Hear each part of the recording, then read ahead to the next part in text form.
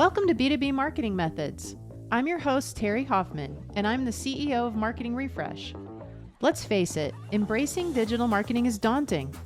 This podcast was created to make it more approachable. Join me as we talk to CEOs, sales leaders, and revenue growth experts who will share lessons learned and tips from their own journeys. Welcome to another episode of B2B Marketing Methods. Today, I have a guest who's named Craig Baldwin. Craig is the founder and one of the partners in a firm called Upsourced Accounting. You might be wondering, Terri, why do you have an accounting person on a marketing podcast? You're going to find out. It's going to be like a little twists and turns in the conversation. One of the reasons I wanted to have Craig on as a guest is because he has an amazingly unique perspective.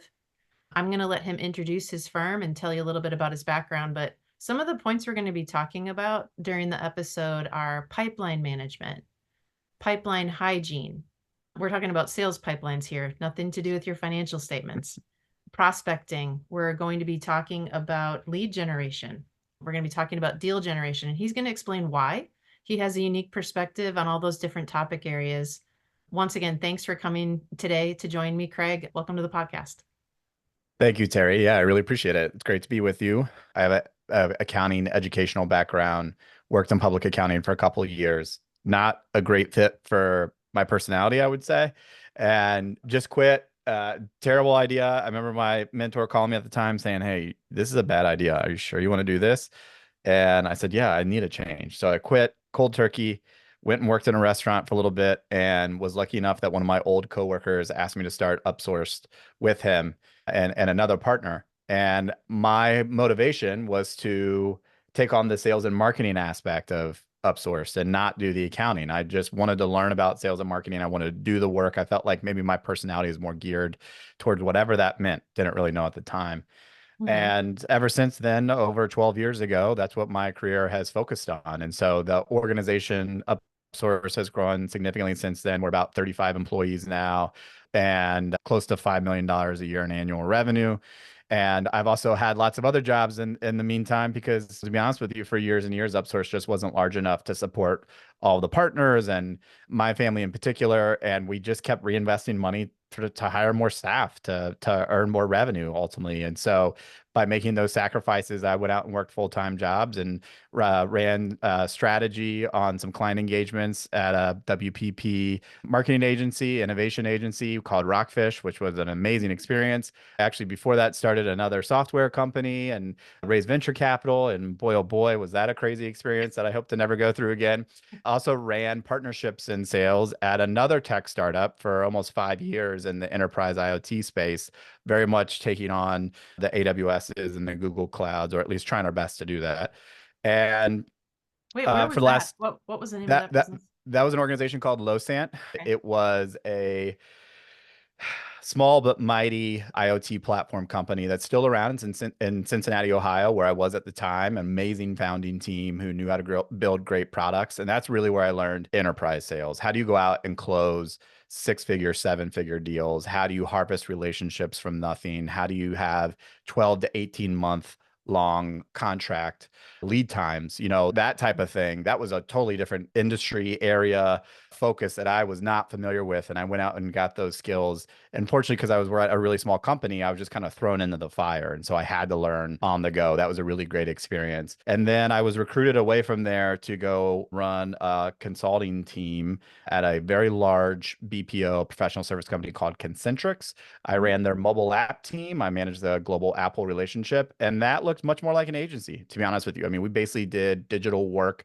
We built and managed mobile applications for very large financial service companies primarily. And the account and salespeople reported to me. I looked after the P&L for a couple of years. And that was a whole other experience. Again, very enterprise focused, but gave me a lot of respect for managing pipeline sales, P&Ls in a publicly traded company. That was something that I had not done before. And so what I'm so fortunate to do now is all these years later, I'm back in Upsource full time. Thank thank God. And I can take all that experience and be really dangerous on behalf of our organization and inject that into our own sales and marketing team. And hopefully over many years, we continue to have success. But I've had a circuitous path, as I think some would say, and have learned a heck of a lot during that and have come out the other end with a lot of strong opinions, especially Yeah. as it relates to sales, but sales and marketing in general.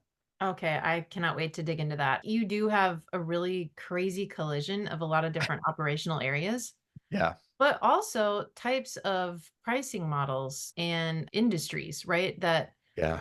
is really, really interesting. Even if you just focus on sales and marketing in your career, it's not common that you would shift and have to sell against one pricing model and then probably a different ROI Yep. that you're helping to convey to the customer going to a different one. So that's a pretty diverse background. That's crazy. I've always tried to find areas where I felt like I needed improvement or I wanted to learn, mostly with my own businesses or starting a new venture someday. And I've always thought after every couple of years, where do I need to build up that expertise? What do I need to do that I haven't done yet? And I've been very fortunate to have that flexibility.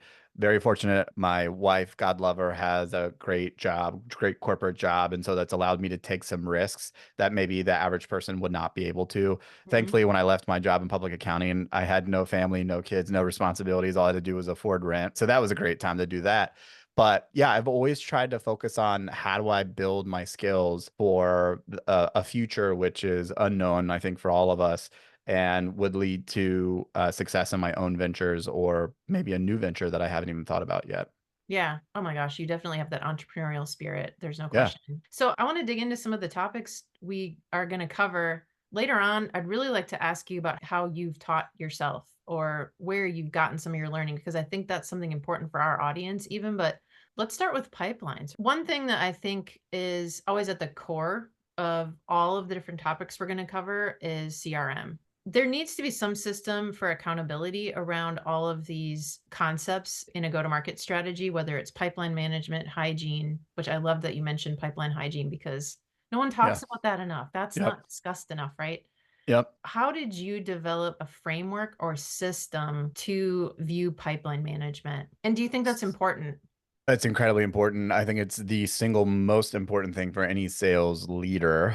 That is to say, if you're managing a sales team or if you're responsible for a large number to a leadership team or an organization, because ultimately that's the best way to drive performance overall. Well, I'll take a step back and say, when I got into the world where I was managing deal by deal, and this was a little bit after we started Upsource, because when we first started Upsource, we had a quote unquote pipeline. I was taking coffees with people. I was just trying to find business. I didn't even know what that meant. Anywhere I could find it, we would get it, or maybe somebody filled out our website. So in that world, we were having sales conversations, we were closing deals, but because we were starting from scratch, we didn't really think about this ongoing business need and meeting a number. We were happy to get any deal we could get. Yeah. When I moved further along in my career and I was managing partnerships at Losant and then for a short period of time sales before I left, I just noticed a lot of things. I noticed a lot of behavioral things from our sales team, from myself, from my partnership team. And because we were a venture backed startup, managing those deals, reporting on those deals in an accurate manner to our leadership team, staying consistent in that reporting and showing that performance to the best that I could month over month, quarter over quarter. That stuff is imperative, right? I mean, anybody who works in sales and marketing knows that nothing is given. Like we can say all day long that we know where the next deal will come from, or we know that we can drive leads on a website. Nobody knows that for certain. I always say when my team at Upsource even asked me like, how likely is it that deal's going to close? And I said, well, if I knew the answer to that, I wouldn't have to work here, right? It doesn't exist. And so because of that, there are averages that occur over time, right? I know that I'm depending on an expected outcome given my experience. And so, in order to have that expected outcome, though, I have to do a number of activities, the wherewithal to be detailed enough or have enough rigor to Yeah. know that I need to make this many calls or send this many emails or have this many meetings or send out this many proposals. And if I don't do those basics, and this is strictly speaking in a sales context, I probably won't get that number that I need to get, right? And a Yeah. lot of people overlook that. That is so remedial to many in sales, but to track that activity, to manage that activity, to optimize for it over time, if you do not have accurate and timely deal information in your pipeline, that's killer. That's a recipe for disaster, because that moment that you show a couple quarters in a row, you can't hit the number. You are falling short. You promised a deal was going to close and it never did. Yeah. Nobody wants to work with that sales leader, right? And so I'm always fighting that outcome. I'm trying to be the person that everyone can rely on. I'm trying to be the person who can meet the number and exceed it. In order to do that, you have to have the discipline, the rigor, not only for yourself as a sales leader, but that has to be expressed to the rest of the team. And they have to understand that and feel that and really feel that weight, that pressure. It's an expectation, I think, for a sales team. And if Yeah. you can instill that in your team, that gives you such a better foundation to operate from. I saw many sales reps who would promise the next big deal that was going to close, and they would do it quarter over quarter. And of course, that deal never closed, but they held on to their job for a little bit longer, right? Yeah. And so there are some people that just rely on the narrative to stick around. And that's true in marketing as well. People can spin a lot of different stories from a marketing perspective without tying it to the actual ROI, right? I mean, I think we've all seen Right. that type of behavior. What I want to do is say, look at the deals we won, look at the revenue we've produced. Look at the repeatable pipeline I've produced over the last 3, 4, 5, 10 years. That's the type of person I want to be, because that's the type of people that my business partners want to rely on. And I rely on them to do the same thing in their own areas of the business that they focus on, right? But for Yeah. salespeople, not for the most professional sales teams, this is old hat, I think, for many of them. But there's a lot of folks in small to medium sized businesses who do not appreciate the amount of rigor it takes to manage a really great sales team and to produce the results that are expected of them and to do it day in and day out. You said something really big there that is something that I really try to use as like a piece of content or an angle, is that you apply this type of rigor to almost every other part of your business, right? You produce a financial statement or several financial statements every month. You have people on your operational team look at time usage. How many wasted products did we have that we had to Yep. throw out or scrap? How many days do we have inventory? Yep. How long does it take a client to pay us, right? There's all of these pieces of data that are tracked in a rigorous way. Why aren't you doing that or expecting that from your sales and marketing team? Your go-to-market team should be held accountable to the same type of metrics. And the only way that you can really track that effectively at scale is through some type of system. I love that you're kind of reinforcing that mindset. I think people really undervalue it, and I see that particularly in B2B industrial businesses, because a lot of times you end up with that great relationship builder who's just been in the industry for a long time. And I am not knocking that person. That is a great person to have on your team, right? Yep. But how do you scale that when that Right. person retires or leaves, or you're trying to grow your business and one person can only bring in so much, right?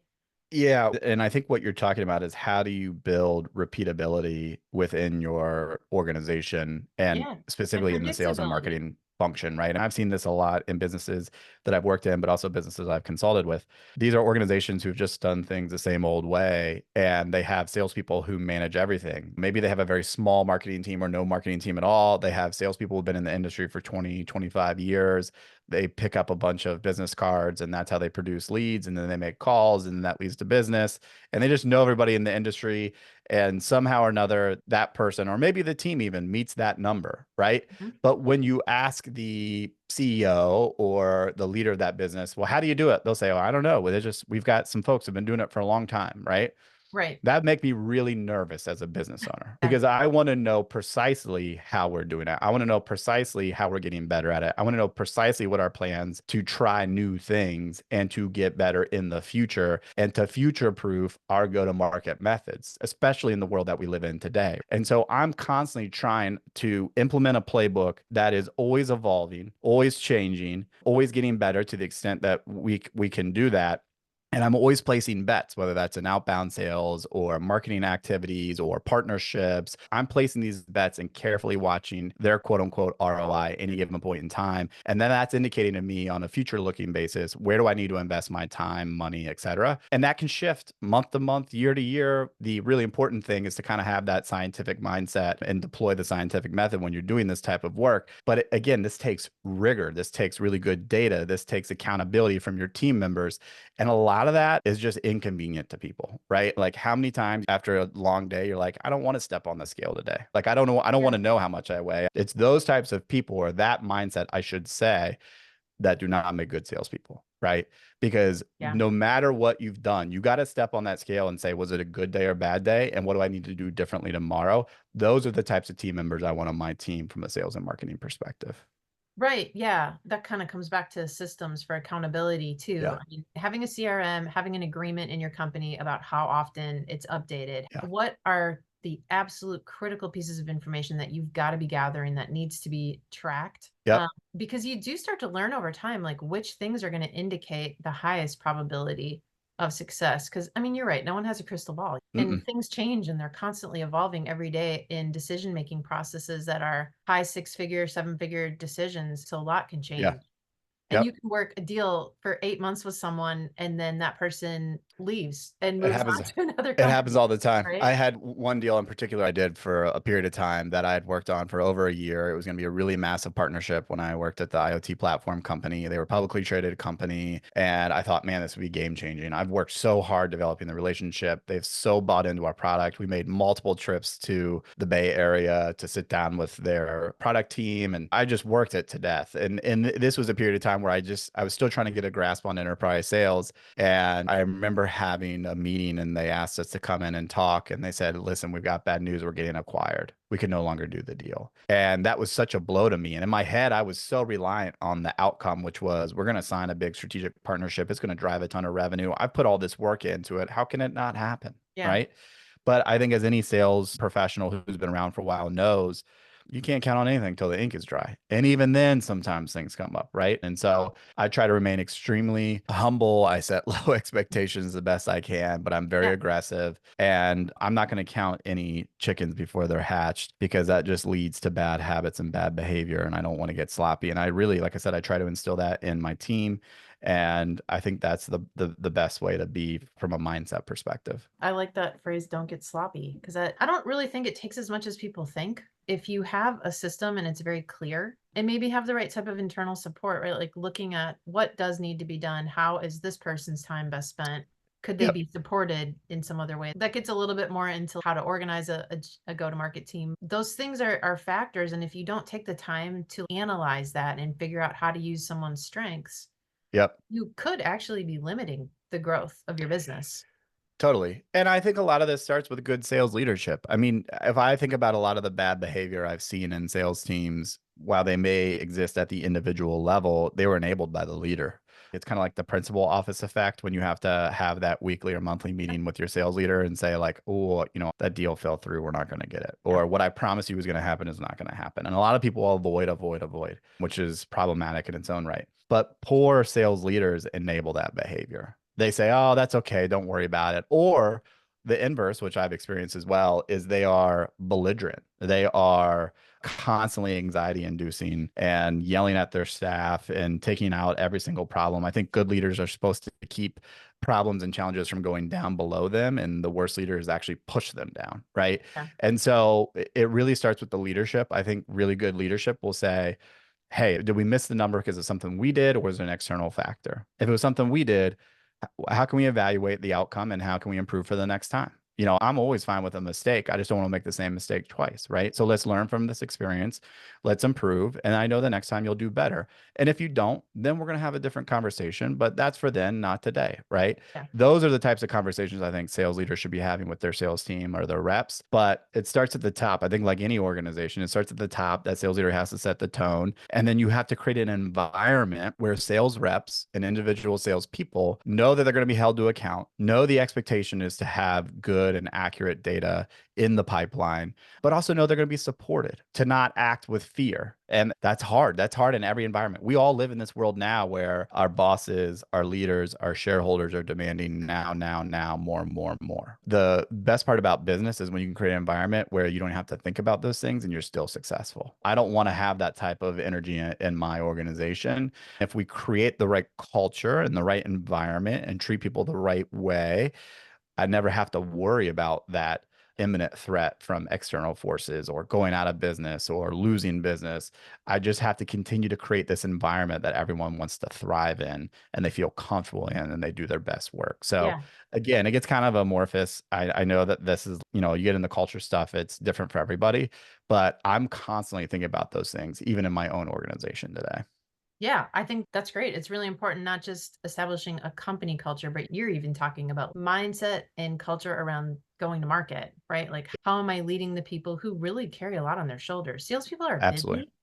Yep. It feels like you also kind of develop a term that I've heard a lot, like head trash. I don't know if you've heard that term before, but No. you have to deal with a lot of failure, Mm, or what might feel like failure more than yeah. you do experience A lot of activities that no's. feel like, yes, Yeah. successes. And so you have to do a really good job of mentally separating that. And I think if you don't have that good leader and the good environment in place, that is even harder It to becomes do toxic. because, yeah, Yeah. it's toxic and it's building more head trash instead of helping Mm. to keep that trash out of the way. I love that point.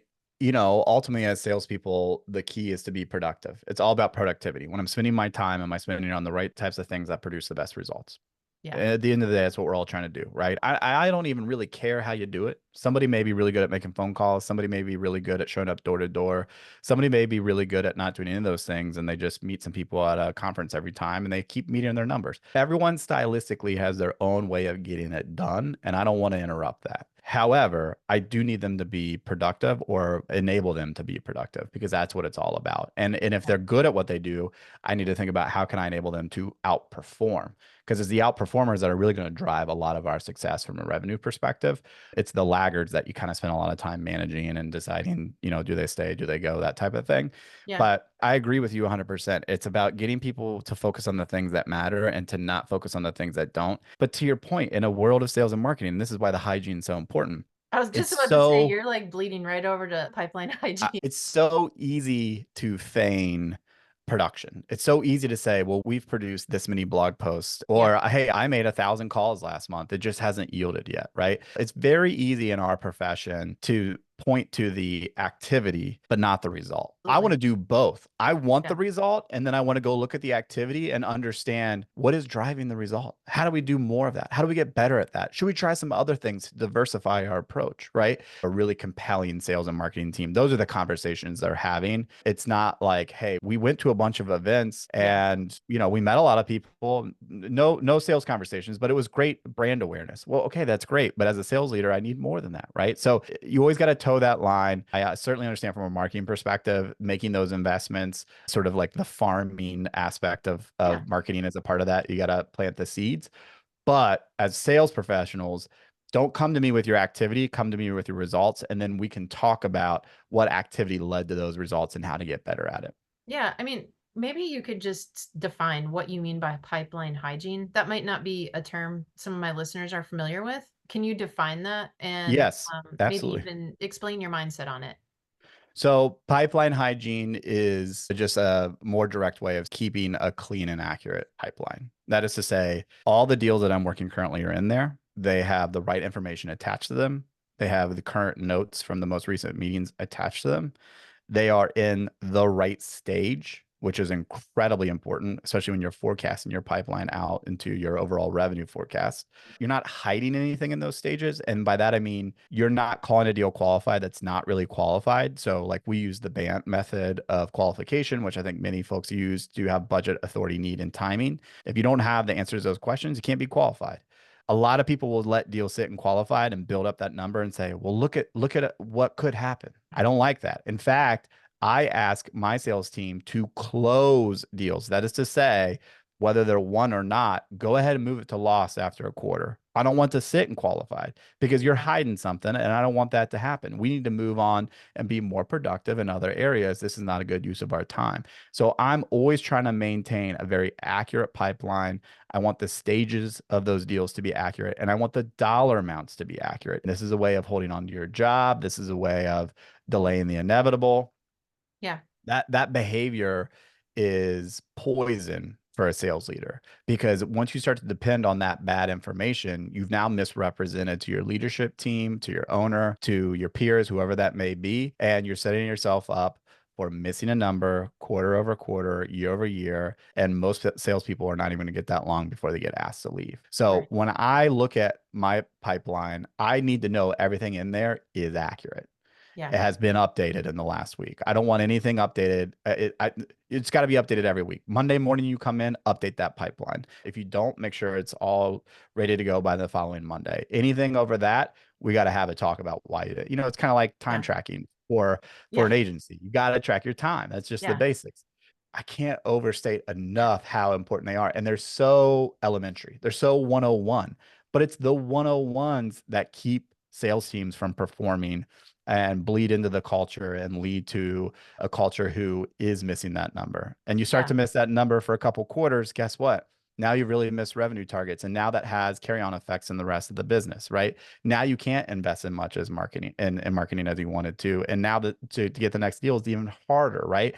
So there's all these sort of chain reaction events that can happen if you don't have a sales team you can depend on. And at the end of the day, that's my duty. That's my job to the team members who work for us, to my partners, is they have to be able to depend on me. Before Right. anything else happens, they got to know that I'm true to my word and I'm going to meet that number. If I can't do that, the rest of the plan that we've put in place for the year, we're going to have to change that plan. We can't do those things, right? And I Yeah. don't want to be the person that holds us back from that. So that level of responsibility, accountability, that trickles down to that pipeline hygiene. And if you can have that type of culture, we don't even have to tell people to do that. You don't have to ask them to update every week. Man, you got a great team, right? Yeah. That's something I can work with as a sales leader. Well, I can't get over how some of the things you're talking about, like one example is that rule, have everything updated Monday morning. Let's say you have a sales meeting at 11 or 10, then you should have an expectation that by 9 it's going to be updated or something like that. Yep. I don't even think that there are standard practices out there, particularly in a lot of B2B industries, where that would be known. I see happen from time to time is either there's no system in place, it's not discussed, it's not even really understood the importance of it. Yep. And then there could be other times that they have the CRM in place. One department is trying to get data from it. The other department is like, we didn't even know you were trying to get data from it. It's not realistic to have a traveling person in a sales role going in every night after they've just been in meetings all day, right? So there's a lot of friction and frustration that happens. And Yep. then everyone says, "Well, just forget it. Like, Yep. forget it. We won't even do this. We'll get rid of the system." Or they don't ever resolve the issue in some way and come to some type of an agreement or, compromise together. I see that happen all the time. And unfortunately, then it's like, sales systems don't work. CRM doesn't work. Marketing doesn't work. Well, maybe it does. How long But until their business doesn't work, right? I mean, that's what I'd be right, thinking. yeah, What you yeah, just described is like one of the most anxiety inducing things I've ever heard, which is, well, we don't know. So how do you have any certainty over the future of your business if you're not maintaining a pipeline with yeah. I accurate information? I Go ahead. agree with you. I just think that there are some products and services sold, and they've been able to get away with it, right? And Mm, it's been okay, maybe even been okay for decades, but yep, that time will run out it will. eventually because their It- competitors are adapting, the market that's is right. changing, the way those pain points are met. Maybe their product isn't the superstar anymore in the market, and so you've gotta really think ahead and kind of future proof your business like you said earlier, right? Yeah. Couldn't agree more. Yeah, Yeah. I mean, we all know what happens. People who rest on their laurels or who get lazy, or I mean, it's one thing to do that as an individual. It's another thing to do that as a business leader, a business owner. I would be a nervous wreck if I just said, "Well, I don't know how it's going to happen, but it's always worked." Jim always finds a deal at the end of the year, or he has this one big account and they always buy a bunch from him. And that's most of our business. Man, that would make me a nervous wreck. Our job as sales leaders or people is risk mitigation. I put a deal into the pipeline. There's risk associated with that deal. I need to knock that risk out of the deal each and every way, a step of the way. And that's going to be reflected in the pipeline. So as it becomes qualified, as it goes to proposal, as we go ahead and win that deal, I'm trying to mitigate my risks through that process the entire time. That mindset has been very helpful to me because if I haven't done that and I haven't practiced pipeline hygiene, I've got a bunch of risk sitting in my pipeline, which Yeah. means as someone who started my career as an accountant, you have a bunch of risk sitting in your revenue forecast. And Right. if you have a bunch of risk in your revenue forecast, just imagine how much risk is going to be sitting in your P&L and subsequently your balance sheet and your cash flow statement in about a quarter or two. It just blows my mind how much owners, even in the agency space that we work with today, allow for that risk to occur day in and day out in their business, Yeah. because they would never do that in other areas of their life. They wouldn't, right? But for whatever reason, because it's learned behavior or they're comfortable or they just taken for granted the fact that it always works, they don't want to change their behavior. But there's nothing that'll change your behavior quicker than a failing business and having to let some people go, than having to Yeah. not have any salespeople anymore because you didn't meet the numbers you thought you were going to. That will change your behavior pretty quickly. Yeah, I mean, I think another reason this kind of thing happens is because there's just a lack of awareness that it's even important, right? And something I talked about at the beginning is I really would love to know how someone who started in accounting, how did you start to transition? As somebody who's, trying to figure out how to change that part of the way their business functions, where do you start, right? I Mm, think it needs to start with like a bit of self-education so that yeah. you do realize like, why is this important? Why could this be something I'm missing? How did you do that? How did you educate yourself and start to learn about something that was absolutely not part of your background? My path is never conventional. Both my parents were public school teachers, Mhm. and we lived in a very blue collar town. And I'm the That's only funny. person with a college degree in any part of my family that was not a high school teacher. They've all been high school teachers. Okay. So, and I love my parents dearly, but I always thought, and the one thing my dad always said to me is, you got to go make more money than we did. So the only quote unquote wealthy people, which in my town meant like you lived in a home that was, around $300,000. That was like a huge mansion. Basically, I just thought like, man, if you live in the house that big, the people I knew that did that were accountants. And so being Okay. 15, 16, 17 years old and then having to select a major and thinking, I'm pretty good at math, accounting made sense. Like that's the way to make money and buy a $300,000 home.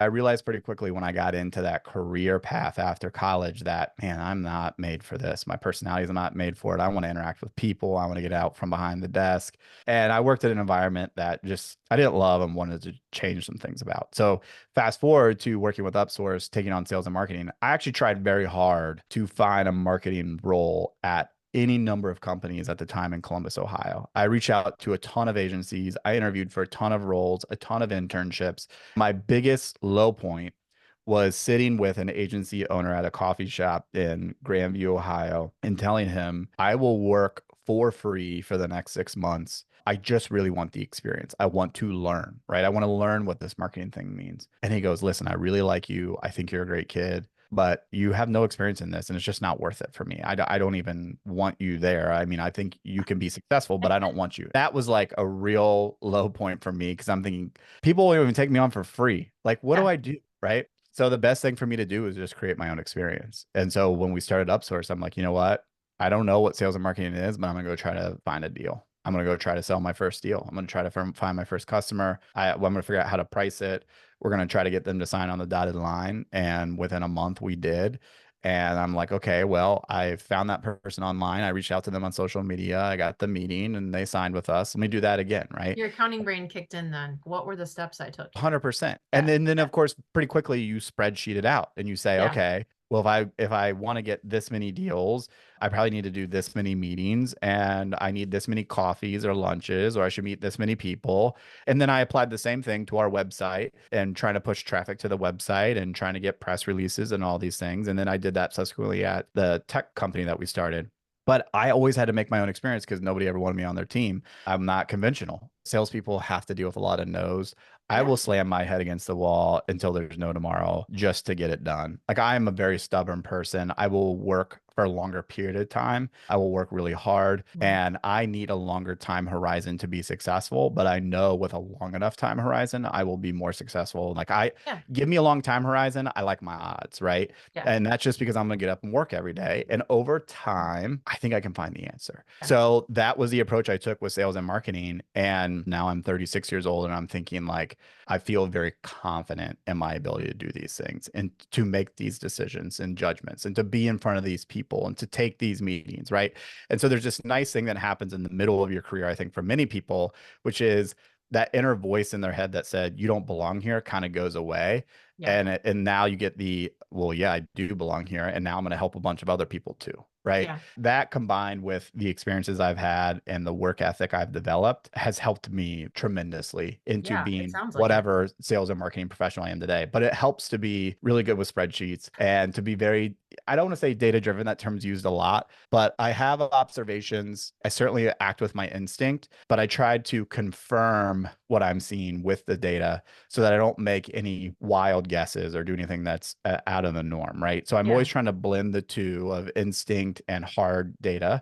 And I think that's where most really successful professionals live. Because with Yeah. enough experience, we can all make really good judgment calls.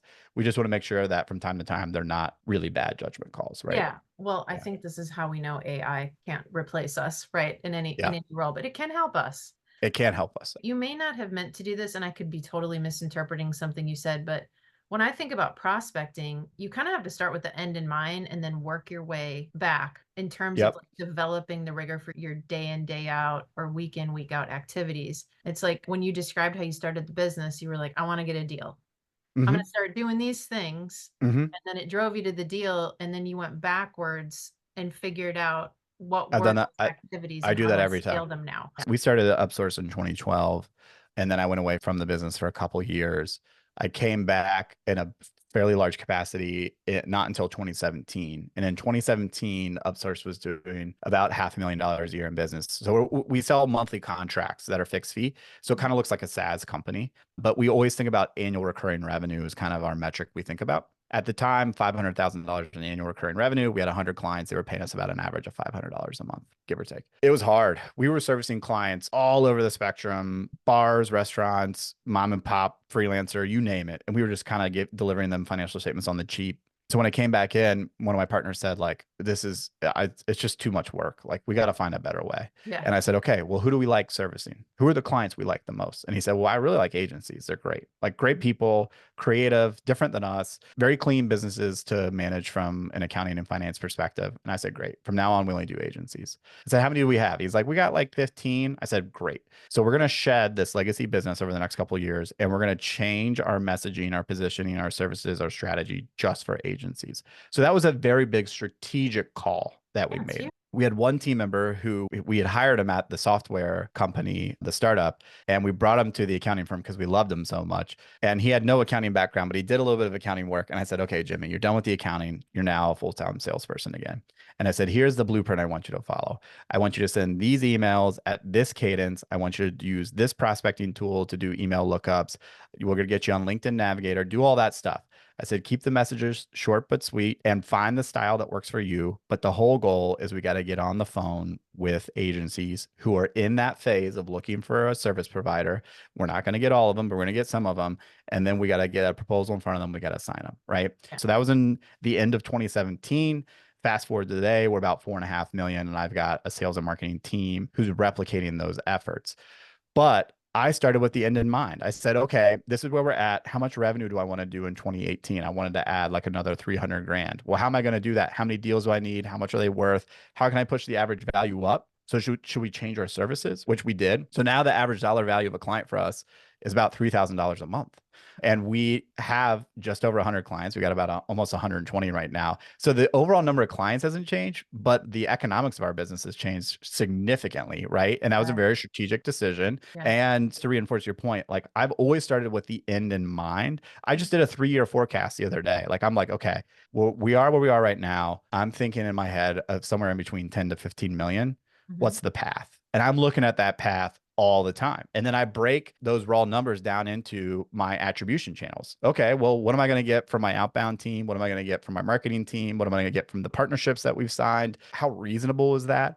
What do I need to invest in personnel and activities to make that happen? Are the economics making sense? These are the questions I'm asking myself all the time. And Yeah. what I found is the further I can look into the future and think about the future, the better things are going. When I'm thinking about, oh my God, we haven't gotten a deal in 6 months. I need to find a deal. That is a place nobody wants to live. That's a Right. hard place to live Yeah. because it is so hard to perform when your back is against the wall. You don't make your best decisions. That's not a place I want to be. And so my whole mindset is always trying to avoid the moment where my back is against the wall. And I just keep pushing further and further and further out to avoid that feeling. Because by the way, I've had that feeling. I ran a software company. We raised venture capital. We hired a team and we shut it down. Yeah. And we didn't give that money back. And we had to go find jobs for those people. And I never want that feeling again the rest of my life. So was I shooting from the hip and willy-nilly and thought I could do everything? Absolutely. I thought I did. And then I was humbled and I realized you're just like everybody else. You need to be diligent, Yeah. rigorous, and roll that ball up the hill every single day. Just make more good decisions than bad, and you'll get to the outcome that you want. Yeah, another thing you said earlier in the conversation is it's all about mitigating the risk. And so almost every discussion point we had today, it ties back to that in one way or the other, thinking about how to make things as predictable as humanly possible on this earth to make them predictable, but also mitigating the risk. I mean, just really simple things like, hey, if we have not yet figured out if there is a near-term need for this and there's a budget behind it, why are we continuing to talk to this prospect? Put Right. them in a nurture status. Put something on the calendar for 6 months from now if that's what you need to do. But I Right. think developing that discipline so that you're not overstating something in your pipeline and you're mitigating any risk because, hey, the HR department could be thinking, wow, I need to recruit more people to work in the shop, or I need to get more welders because it looks like we have a lot of work coming in. And Oh, and how no, we dangerous is don't. that, right? How many Yeah. times have you probably observed in your own clients where they overhire and then it doesn't happen and then Yeah. oh crap, we got to let those people go. No, but I don't want to be responsible for that outcome, right? I want to do the opposite. I want to say, hey, I've got some good stuff we're working on. I'm going to do my best to over deliver on that. Now, I'm not going to represent it to you that way because I'm always Right. going to set the bar low and I want to jump over it. That's every good salesperson should be that way. Mhm. But I really put my business at risk when I'm constantly over representing my position, my deals, my sales. That is not good for anyone at Yeah. my organization if I'm like that. And that's why good pipeline hygiene is really important. Yeah. And that's a good way to close. Thank you so I much. mean, we could really keep going, I but know. I love yeah. talking to you. It's so wonderful. And I'm looking forward to having many conversations off camera and off microphone because I'm sure you see all of this all the time. And I can only Yes, imagine yeah. how much better we can make the world for sales and marketing teams. I typically have some questions I ask at the end, but I'm Yeah. gonna be sensitive to the time. I want to ask you if somebody wants to take action and get in touch with you, please just do like a little commercial about your business Oh, and how someone could get in touch with you. sure, Yeah. absolutely. So you could go to upsourcedaccounting.com and find our website there, and you could reach out. My email address is cbaldwin, Baldwin, at upsourcedaccounting.com. You can always reach me there. If you reach out on the website, I'll see it eventually, but that's the best way to learn about our organization, what we do, and the services we provide. But I'm also always happy to talk to people about sales and marketing in general. I work with a lot of businesses even today that are not in the agency world, mostly tech companies, about how they can improve their sales ops and sales leadership. So anybody who wants to check things out there, you can eventually get a hold of me. You can also find me on LinkedIn and would love to talk to you. Yeah. Well, I have a lot of friends in the marketing space and in the creative space who I know listen to the podcast. Get in touch with Craig because they do specialize in working with creative agencies and marketing agencies. And they have a pretty compelling value prop that I think would be interesting. So definitely check them out. But thank you, Craig. I Thank really you, Terri. appreciate you coming on, sharing all the experiences and time with us. And I hope you have a great rest of your day. Good luck picking up the kids. Thank you so much. No problem. Bye. Thank you for listening to B2B Marketing Methods. Please be sure to follow us on your favorite podcast channel and leave us a review. We'd love to hear from you and connect. You can find me on LinkedIn or visit our company website at marketingrefresh.com.